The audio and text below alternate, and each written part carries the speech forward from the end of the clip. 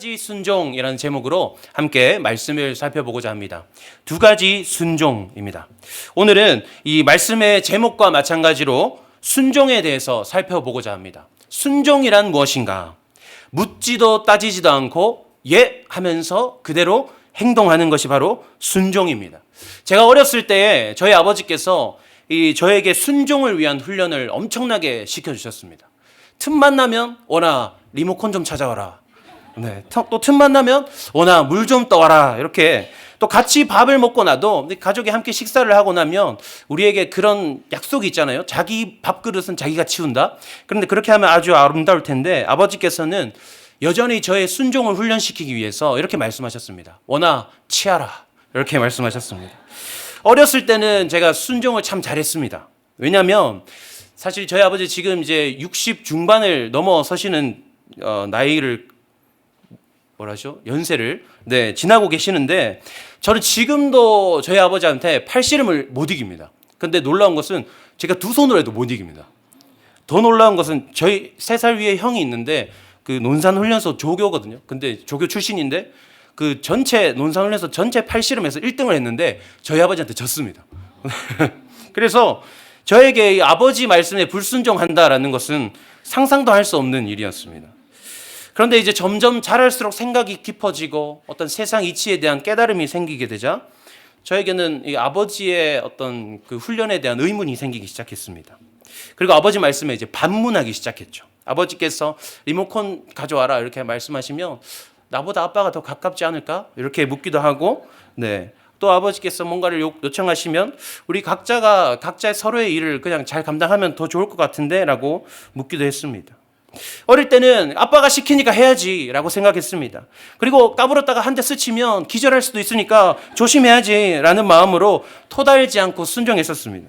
그런데 저도 머리가 굵어지니까 점점 의문이 생기는 것을 보게 되었습니다. 이것은 하나님과 우리의 관계에서도 마찬가지인 것 같습니다. 우리가 하나님을 처음 만났을 때 우리가 하나님 말씀 앞에 어떻게 반응합니까? 절대 순종합니다. 뭐가 정답인지도 모르겠고 내 생각도 없고 주님 말씀하시면 그냥 무조건 순종합니다. 그런데 우리가 성경적 지식이 깊어지고 또 우리의 신앙의 횟수가 늘어갈수록 어떻게 됩니까? 내 생각이 깃들게 됩니다. 하나님 그게 맞습니까? 제가 볼 때는 이 방법이 더 효과적이지 않을까요? 라고 우리가 반문하게 되는 우리 자신의 모습을 또한 발견할 수 있게 되는 것입니다. 결국 우리는 이 순종이라는 것은 내 신앙의 경력이 깊어도 또 내 안에 성경적인 지식이 아무리 쌓여만 가도 결코 쉽지 않다는 결론을 내릴 수 있습니다. 그런데 그것이 쉽지 않다고 해서 포기할 수는 없다는 것을 우리는 명심해야 합니다. 우리의 삶이 가장 가치 있는 인생이 되기 위해서는 하나님 앞에 순종하는 것이 필요하기 때문입니다. 우리의 삶이 가장 완전한 인생이 되기 위해서는 나의 지성과 어떤 영성, 나의 어떤 이성과 논리로 멋진 계획을 짜야만 하는 것이 아닙니다. 그저 하나님께 순종하면 하나님이 모든 것을 완벽하게 이루어 주실 줄을 우리가 믿고 나아가야 되는 것입니다. 그래서 오늘 말씀에 하나님께서는 우리에게 두 가지 순종을 요구하십니다. 하나님께서 오늘 말씀을 통해서 우리에게 어떠한 순종을 요구하시는지 두 가지를 살펴보고 듣기만 하고 끝나버리는 것이 아니라 오늘 말씀 앞에 결단함으로 순종하는 우리가 되기를 소망합니다. 오늘 말씀을 통해서 살펴볼 우리는 무엇에 순종해야 하는가? 그 첫 번째는 제자로의 부르심에 순종해야 한다는 것입니다. 우리 함께 따라해 보시겠습니다. 제자로의 부르심에 순종해야 합니다. 제자로의 부르심에 순종해야 합니다. 아멘. 본문 1절에서 예수님께서는 12제자를 부르십니다. 12제자를 부르사 이렇게 기록되어 있습니다. 이 본문에서는 한 문장으로 축약되어 있지만 예수님께서는 제자들 한 사람 한 사람을 찾아가셔서 그들을 제자로 부르셨습니다. 예수님께서 제자들을 부르시던 그 장면들을 우리가 다시 떠올려 보면 예수님께서 제자들을 부르시는 그 부르심과 순종 가운데 어떠한 인과관계가 있었습니까? 성경에 예수께서 제자 훈련을 진행하려 하시니 총무가 필요하더라. 그래서 셈이 빠르고 머리가 똑똑한 세리마태를 부르시니 이렇게 기록되어 있습니까? 아닙니다. 예수께서 제자 훈련 가운데 배가 고플 수 있으니 물고기 잡는 데 특화된 어부들을 제자로 부르시니라. 이렇게 기록되어 있지도 않습니다. 상황과 조건들, 그들의 신분과 자격을 전혀 따지지 않으셨다라는 것입니다. 예수님께서는 그저 그들의 삶 가운데로 찾아가셔서 말씀으로 그들을 부르셨습니다. 나를 따라오겠느냐? 나와 함께 하겠느냐? 그리고 순전한 마음으로 순종하며 따라 나선 이들을 제자로 삼으셨습니다. 살다 보면 하나님의 부르심이 느껴질 때가 있습니다. 교회 내에서의 봉사의 영역일 수도 있고 또 일상에서의 영역일 수도 있습니다. 그런데 그 부르심 앞에서 우리는 어떻게 반응합니까? 때때로 주저하는 우리를 발견할 수 있습니다. 하나님, 저는 이러이러해서 안 됩니다. 하나님, 저는 이런 이유가 있습니다. 하나님, 저는 시간이 없고요. 하나님, 물질이 넉넉하지 못하고요. 하나님, 저는 관계가 좋지 못하고요. 저는 용기가 없습니다. 이런저런 이유를 대면서 하나님께 반문합니다. 하나님, 제가 정말 맞습니까? 저 말고 저 사람이 하면 더 잘 어울리지 않겠습니까? 그러나 우리는 분명하게 기억해야 합니다. 주님이 우리를 부르실 때는 내가 무엇을 가졌는지, 내가 어떠한 자격을 가졌는지 신경 쓰지 않으셨다는 것입니다. 오히려 예수님께서는 가진 것을 버리고 따라오라 이렇게 말씀하셨습니다. 중요한 것은 순종입니다. 내가 주님께 순종했는가? 나에게 아무런 가진 것이 없지만 나는 그저 순종함으로 주님의 제자가 되기를 원했는가? 그러면 주님께서 모든 것을 채우시는 것을 우리가 말씀을 통해 살펴볼 수 있습니다. 1절 말씀을 우리 다시 한번 살펴볼까요? 우리 함께 읽습니다. 시작. 예수께서 그의 12 제자를 부르사 더러운 귀신을 쫓아내며 모든 병과 모든 약한 것을 고치는 권능을 주시니라. 아멘. 권능을 주시니라. 우리를 부르신 예수님께서 그 부르신 뜻에 합당하도록 가장 적절한 것들을 알아서 채우셨다라는 것을 말씀을 통해 볼 수 있습니다. 내 것이 껴있으면 방해될 뿐입니다. 예? 왜요? 굳이요? 그렇게 해야 됩니까? 반문이 튀어나올 뿐입니다.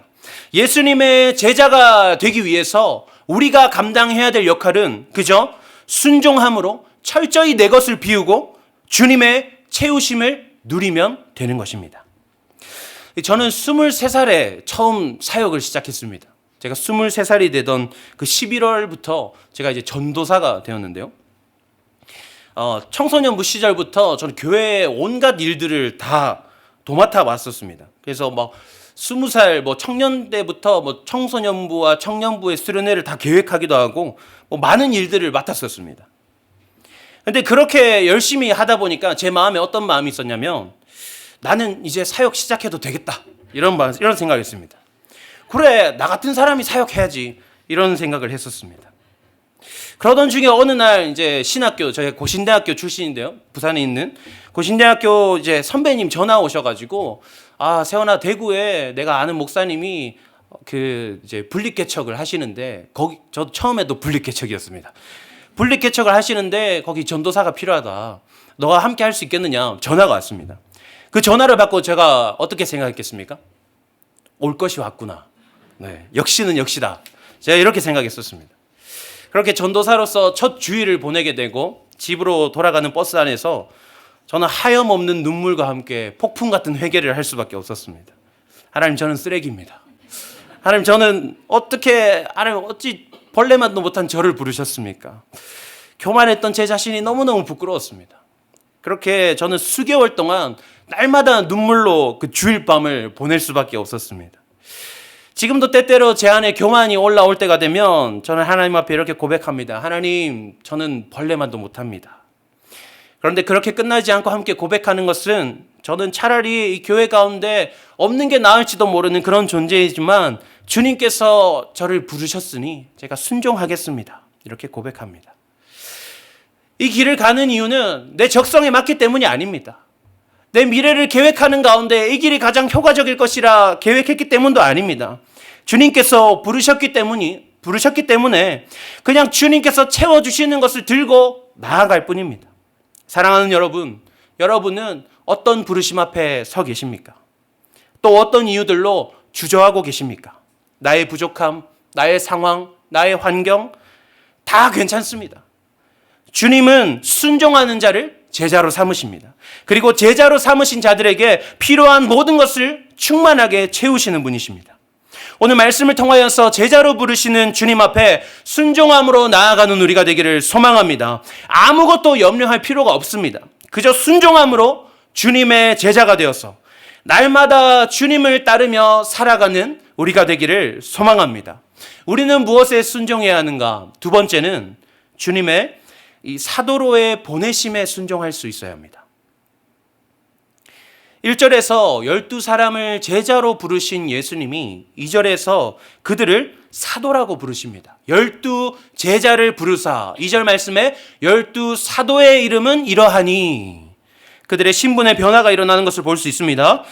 제자와 사도의 차이는 받는 자와 주는 자의 차이입니다. 제자는 예수님의 가르침을 받는 자입니다. 그러나 사도는 예수님께서 가르치신 그 내용을 이제 또한 가르쳐 주는 자가 된다는 것입니다. 제자는 예수님을 따르며 그저 예수님의 가르침을 받을 뿐이지만 사도는 이제 나아가 또 한 사람의 예수님의 제자를 삼아야 하는 그런 역할을 감당하는 것이다 라는 것을 우리가 기억할 수 있어야 합니다. 예수님께서는 제자들과 함께 하시면서 하나님 나라에 대해서 끊임없이 그들에게 가르쳐 주셨습니다. 그리고 그들에게 권능을 부어주셨습니다. 그리고 승천하시면서 마태복음 28장 19절 말씀에서 이렇게 말씀하십니다. 자, 이제 다 했으니까 그러므로 너희는 이제 가서 모든 민족을 제자로 삼아라. 이렇게 말씀하십니다. 제자들이 사도가 되어 감당해야 하는 역할, 또 하나의 제자를 삼는 것이었던 것입니다. 예수 그리스도의 제자가 궁극적으로 이루어내야 하는 삶은 제자를 삼는 삶입니다.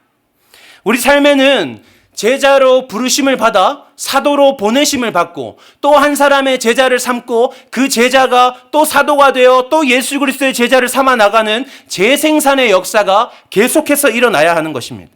여기서 우리는 또 한 번 문제를 맞닥뜨립니다. 오 주님, 제가 어떻게 사도의 사명을 감당할 수 있습니까? 저 같은 사람이 어떻게 주님의 제자를 만들 수 있습니까?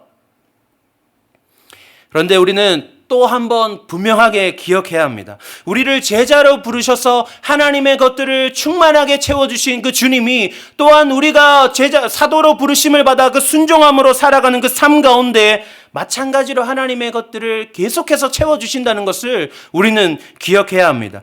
9절과 10절 말씀을 우리 함께 봉독하도록 하겠습니다. 너희 전대에 금이나 은이나 동을 가지지 말고 여행을 위하여 배낭이나 두벌옷이나 신이나 지팡이를 가지지 말라. 이는 일꾼이 자기의 먹을 것 받는 것이 마땅함이라. 아멘.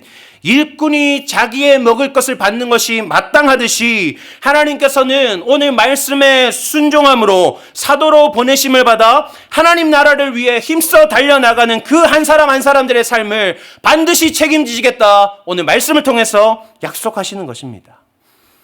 그러니 우리는 아무 걱정하지 말고 묻지도 말고 따지지도 말고 예 주님, 제가 한번 해보겠습니다. 제가 어떻게 해야 될지 모릅니다. 그런데 주님 하라 하시니까 제가 해보겠습니다. 라고 순종하면 되는 것입니다. 그러면 사도로 보내심을 받아서 제자 삼는 삶은 어떻게 살아가는 것인가? 그 정답은 구약 성경에 나타납니다. 구약에서 하나님은 이스라엘 백성들을 통해서 하나님의 하나님 되심을 열방에 선포하십니다. 그 방법으로 어떤 방법을 사용하십니까? 가장 작은 민족 이스라엘을 택하셔서 그들의 승리함을 통해서 그 작은 민족이 강한 민족들을 다 이겨내는 그 모습을 통해서 열방이 하나님을 바라보게 하시는 것을 우리는 기억할 수 있습니다. 우리에게 적용해 볼까요? 우리가 어떻게 제자 삼는 삶을 살 수 있을 것이냐? 우리의 삶을 통해서 어떻게 하나님 영광 받으시고 어떻게 복음이 전파될 수 있을 것이냐? 우리 함께 따라해 보시겠습니까? 행복하게 잘 먹고 잘 살면 됩니다. 잘 살면 됩니다. 우리가 어떻게 제자 삼는 삶을 살 수 있을 것이냐? 도대체 제자를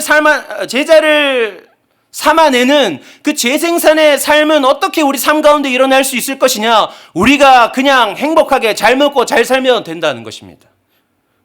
날마다 기쁨과 감사가 넘치고 누가 봐도 저 사람은 너무 힘들 것 같아. 어떻게 저런 환난을 겪게 됐을까? 그 가운데 결코 소망을 잃지 않는 삶. 그런 삶을 우리가 살면 됩니다. 예수님을 믿는 사람과 믿지 않는 사람의 가장 큰 차이 중 하나가 무엇인 줄 아십니까? 소망의 유무입니다. 예수님을 믿지 않는 사람은 환난을 맞닥뜨리면 좌절하고 절망합니다. 포기하고 실망합니다. 그러나 믿는 자는 어떻게 됩니까? 영원한 소망이신 예수 그리스도가 내 안에 있기에 환난 중에도 소망을 이루어 화평을 누릴 수 있습니다. 사랑하는 여러분, 잘 먹고 잘 사는 우리가 되기를 소망합니다. 어떠한 환난 중에도 결코 흔들리지 않는 소망을 품은 우리가 되기를 진심으로 바랍니다. 우리 안에 있는 소망이 아닙니다. 내 삶 가운데 있는 소망이 아닙니다. 예수 그리스도 그 자체의 소망입니다. 나의 것으로는 잠깐 내가 일어서는 것처럼 보인다 할지라도 다시 무너질 수밖에 없습니다. 오직 영원하신 우리의 소망이신 예수 그리스도로 말미암아 견고히 그 소망에 붙들린 인생을 살아야 하는 것입니다. 사도들 또한 마찬가지였습니다. 사도들도 자신들이 사도의 삶을 살아내는 가운데 자기의 것으로 사역하지 않았습니다. 주님께서 주신 것, 예수 그리스도 그 자체로 계속해서 나아가는 것을 우리는 성경 말씀을 통해 볼 수 있습니다. 사도행전 3장 6절 말씀에서 베드로와 요한이 성전 미문에 앉아있는 나면서부터 안진뱅이로 자란 그 사람을 두고 뭐라고 말합니까? 베드로가 이르되 은과 금은 내게 없거니와 내게 있는 이것을 내게 주노니 나사렛 예수 그리스도의 이름으로 일어나 걸으라 하고. 아멘. 나에게 있는 것이 아니라 오직 예수 그리스도를 의지했습니다. 사도로 보내심을 입은 자는 내가 무엇을 가졌는지 중요하지 않습니다. 오직 하나님께서 나에게 무엇으로 채우셨는가? 내 삶 가운데, 사도로 보내심을 받은 나의 삶 가운데 예수 그리스도께서 능력으로 살아 역사하시는가? 그것이 중요합니다. 크리스토퍼 라이트라는 신학자는 자신의 저서 하나님의 선교라는 책에서 이렇게 말합니다. 성경의 모든 역사는 하나님의 선교 사역을 기록한 것이다. 하나님께서는 인류 구원을 위해 예수 그리스도를 중심으로 그 선교 사역을 행하시며 하나님의 선교이기에 철저히 하나님께서 성취하시고 의도하시는 것임을 기억해야 한다라고 말합니다. 또한 인간은 단지 그 하나님의 선교 사역 가운데에 동참하는 것뿐이다라고 말합니다. 하나님은 하나님의 역사 가운데 참여할 수 있는 권위를 인간에게 주시는데 그 권위를 주시는 것은 인간의 순종으로 말미암아 권위를 받을 자격을 획득할 수 있으며 하나님께서는 하나님의 선교 가운데 동참할 수 있는 권위를 주신 그 인간들을 통해서 하나님의 놀라우심을 누릴 수 있는 하나님의 놀라우신 그 역사 가운데 동참할 수 있는 특권을 부여하신다라고 이야기하는 것입니다. 이 사실은 우리로 하여금 사도의 역할을 감당하지 못할 이유를 존재하지 않게 합니다. 하나님의 말씀에 순종함으로 그 역사 가운데 참여하는 자는 누구든지 하나님의 일하심을 맛볼 수 있습니다. 나는 부족해도 하나님이 가능하시기 때문에 하나님이 가능케 하시기 때문에 괜찮다는 것입니다. 사도로의 보내심에 순종하기 위해서 사실 어쩌면 우리는 많은 것을 포기해야 할지도 모릅니다. 그러나 그래도 괜찮습니다. 왜냐하면 사도의 만족은, 사도의 기쁨은 나 자신에게 있는 것이 아니라 하나님의 기뻐하심에 있기 때문입니다. 로마서 5장 1절에서 사도 바울은 이렇게 말합니다. 우리가 예수 그리스도로 말미암아 화평을 누리자. 그런데 2절부터 이야기하는 것이 환난에 대한 이야기입니다. 왜 그럴까요? 예수 그리스도로 화평을 누리는 인생은 결코 순탄하지 않다라는 것입니다. 환난이 동반되는 인생입니다. 그러나 우리는 그 환난을 통해 소망을 이룰 수 있기 때문에 즐거움으로 그 환난을 견뎌낼 수 있는 사람입니다. 사랑하는 분당 하나교회 성도 여러분, 오늘 하나님께서 말씀을 통해서 우리를 제자로 부르십니다. 순종하시겠습니까? 사랑하는 여러분, 오늘 말씀을 통해서 하나님께서는 우리를 또한 사도로 보내십니다. 순종하시겠습니까? 마음속으로 아멘 하신 줄로 믿겠습니다.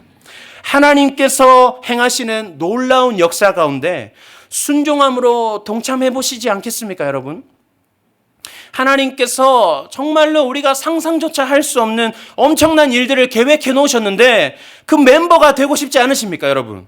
우리 안에 어떠한 자부심이 있습니까?